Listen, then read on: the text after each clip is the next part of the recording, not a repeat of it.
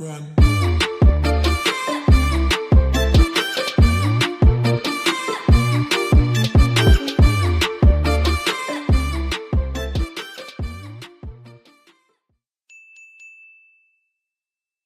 Unbeaten at home, they remain unbeaten against Italian opposition under Diego Simeone, and it is a big lead to take over to Turin. Jermaine Genius and Paul Ince watching with me in the studio. They really upped the pressure in the second half. Atletico, is that a deserved victory for them? Yeah, I think it was. I think, I said to JJ at half-time, if they concentrate on actually playing football, they are a very, very good side. They've got some really good players, and they've got the 2 goals from 2 centre-halves that we thought we'd be talking about from a defensive point of view. And they just broke Juventus down, physically, mentally. The game plan was spot on, and there could have been 3 or 4. I think Costa had a great chance where he's got to score, and Griezmann should score over. That's a great save from Chazelle, so it's a well-deserved win for me. You said before the game we'd probably be talking about the defenders at the end of this match, Jermaine. I'm sure you didn't think it would be for their attacking prowess. No, definitely not. I think we saw from Atletico's point of view, defensively what we expected, and maybe from Juve's a little bit more frail at times, I suppose, than what we're used to seeing. But they've given themselves a huge task now to get back into this tie. Lots more to come from both of you. That concludes the first legs in the round of 16. Tomorrow, though, it's all about the Europa League. The UEFA Europa League round of 32 concludes tomorrow night. Celtic need something special out in Spain as they trail 2-0 to Valencia. Our coverage begins at 5:15 on ESPN HD, at 5:30 on 3HD and in 4K ultra high definition. Arsenal have a single goal deficit to overcome as they face Bate Borisov at home in North London. And later at 7:30 on 2HD and 4K ultra high definition, Chelsea need to finish the job against the Swedish side Malmo. They're leading 2-1 from last week's first leg. And then all the night's highlights follow at 10:30 to complete a BT Sports Europa League service. But in the 2-0 win for Atletico Madrid against Juventus, Diego Godin with a crucial second goal at the Wanda Metropolitano. Jimenez, the other centre-half, with the first to put them in a great position as they head to Turin for the second leg. And over in Germany, in the other game tonight, Manchester City were 2-1 down after 2 controversial VAR and Otamendi sent off, but they fought back, and Raheem Sterling with the winner to make it 3-2, so they have a lead to bring back to the Etihad. First legs in the round of 16. Couple of goalless draws last night, so those ties hanging in the balance, but a lead for City and advantage Atleti from the games tonight. And there's highlights of all the first leg ties as well from this week. You can see those with Matt Smith later on from 10:30 this evening on BT Sport 2. Paul Ince and Jermaine Genius watching with me. A big, huge second half for Atletico Madrid tonight, Paul. Yes, it was, and they needed to be, because I thought the first half they were sloppy. They were trying to get people booked, haranguing the referee. Second half, they seemed to come out and wanted to try and play football and have a go at Juventus. And they did exactly that. They played some lovely stuff, created so many chances, and thoroughly deserved to win. Of course, we've got VAR from the last 16 for the first time in the Champions League this season. It was active tonight in this game, Jermaine. Morata thought he'd given Atletico the lead, but this goal was ruled out by the VAR. What did you think of this decision? Was there a push on? I think there was a push. I think it was a spot-on decision. I actually think if you look at Morata's face, he's as guilty as they come. He don't even want to celebrate. He's looking around thinking, really? Is it going to give me this one?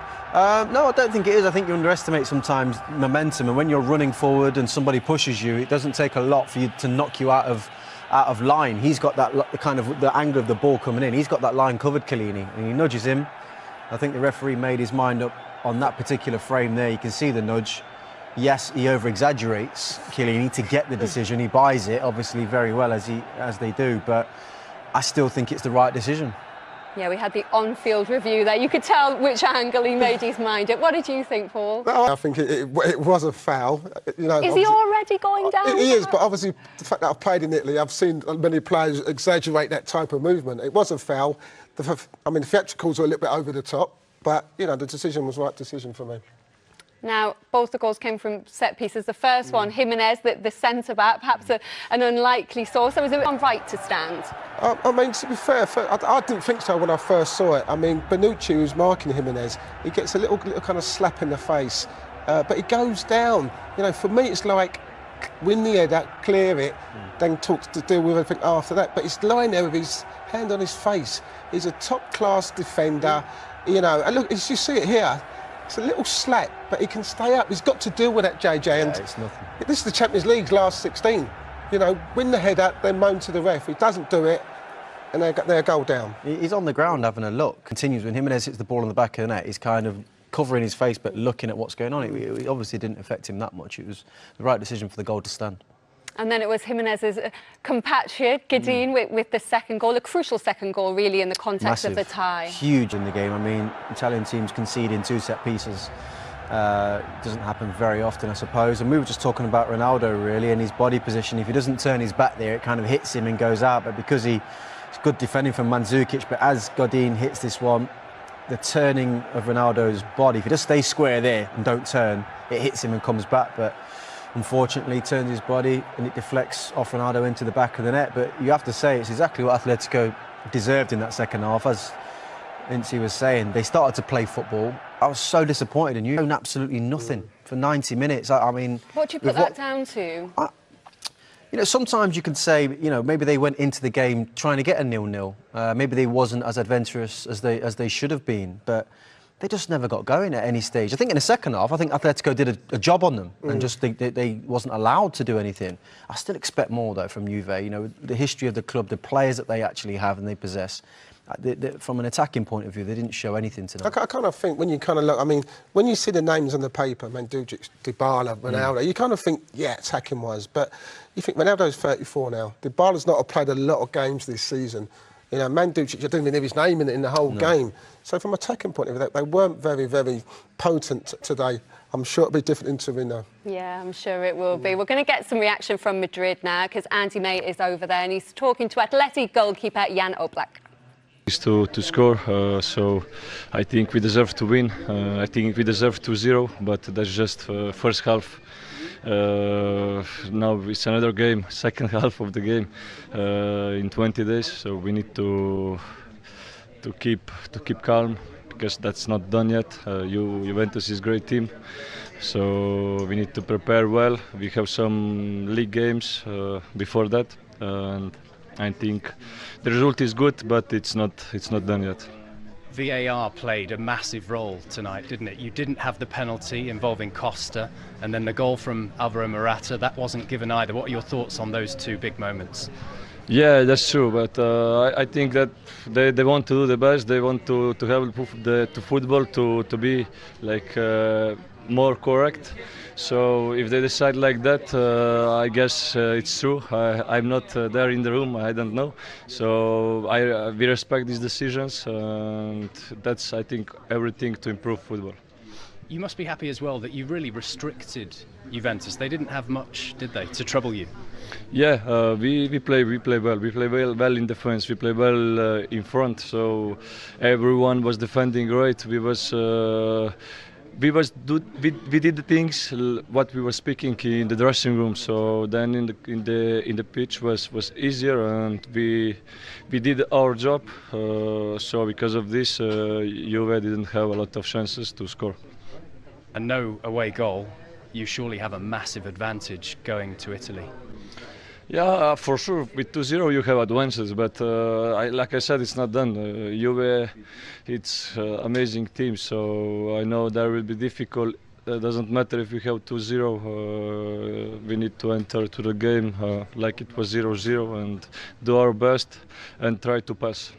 Well done. Thank you. Big player for them consistently, a 2-0 win for Atletico. It could have been more, Paul, as well, couldn't it? At the start of the second half, Costa had a brilliant chance. How did he miss it? I don't know. It's just one of, I mean, we were trying to make it. Once he gets that, see you later, you think he's just going to score. Just hit the back of the net.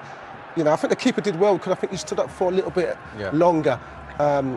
And this one here, for me, this is a fantastic save by Szczesny. It really, really is. But this is how Madrid started in the second half. You know, they were right in Juventus' faces. They were creating chances, and Szczęsny gets a wonderful touch here from the JJ. Massive save. I mean, everything you expect from Griezmann, really. You know, just that delicate nature, spotting Szczęsny off his line, but every inch is the ball. Fingertip there. I feel a lot of people are going to be talking about VAR tomorrow after tonight's games. It's probably worked the best in this game tonight, Jermaine. In the first half in particular, there was a penalty awarded to Diego Costa for a foul by Giglio, and VAR intervened, and we got the right decision in the end. 100%. You know, these are the moments that, you know, clubs and players, a lack of justice if this goes against you. You know, I think Giglio, the contact, obviously, it's not even a challenge. He's just got his kind of legs tangled up. Now, everybody knows from a playing point of view, this is outside the box. From our point of view, watching it, you're thinking at the time, it could be inside. But thankfully, VAR, you know, steps in. You can see the contact there is clearly outside the box. Costa, takes a hop, skip, and jump. And thankfully, didn't get the penalty because... Yeah, right decision. We heard from Oblak there as well, and he did a good job at the end. We saw that Szczęsny save, but he made a very good save at the end, Paul, which stopped Juve getting what could have been a crucial away. It's good because everyone thought Ronaldo was going to shoot. He hits it across to Bernardeschi. So he's got a wonderful left foot, Bernardeschi. I mean, it's straight at him, but it's ball swerving, and it makes a wonderful save.